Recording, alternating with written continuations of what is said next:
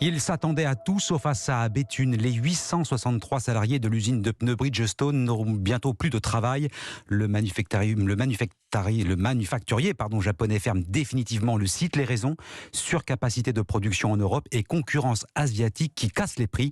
Sur place, Lionel Gougelot, c'est véritablement un choc pour les ouvriers. Ah oui, effectivement, et ce qui scandalise les salariés ici, c'est que l'annonce a été faite ce matin par un simple message vidéo du directeur du site, diffusé en interne. Fermeture d'un site implanté ici depuis près de 60 ans. Alors vous imaginez, pour Denis Drouet, représentant CFDT, c'est une véritable catastrophe sociale. On n'est pas bien, c'est notre job, c'est notre usine. Ça nous a fait vivre pendant des X années. On est choqués parce qu'on perd sur une fermeture. Et maintenant, il va falloir gérer les 900 bonhommes qu'il y a dedans. Et je vous dis, et toutes les familles qui vont être dehors, en sachant qu'avec le Covid et tout, la France, les entreprises sont en train de mourir à petit feu.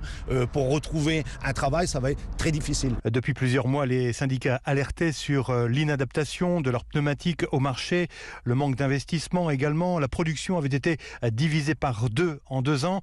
Sentiment ici que le site a été finalement purement et simplement sacrifié. Au niveau qualité, c'était devenu une catastrophe. Au niveau production, c'est devenu une catastrophe. Et on voyait plus le directeur, on voyait plus de directeur de production. On était livrés à nous-mêmes. Ouais, on s'en doutait un petit peu. Ouais. Pour nous, c'était fait d'avance. Vous voulez tuer votre chien, vous dites qu'il y a l'arrache, quoi. Donc c'est ce qui s'est passé là. La direction de Bridgestone promet des mesures d'accompagnement ou de reclassement, mais les premières lettres de licenciement seront envoyées à partir du 1er avril de l'année prochaine. Une décision brutale, dénonce de concert le président de la région Hauts-de-France, Xavier Bertrand, la ministre du Travail, Elisabeth Borne, et sa collègue déléguée à l'économie, Agnès Pannier-Runacher. Dans un communiqué commun, il demande à Bridgestone d'étudier des scénarios alternatifs à la fermeture.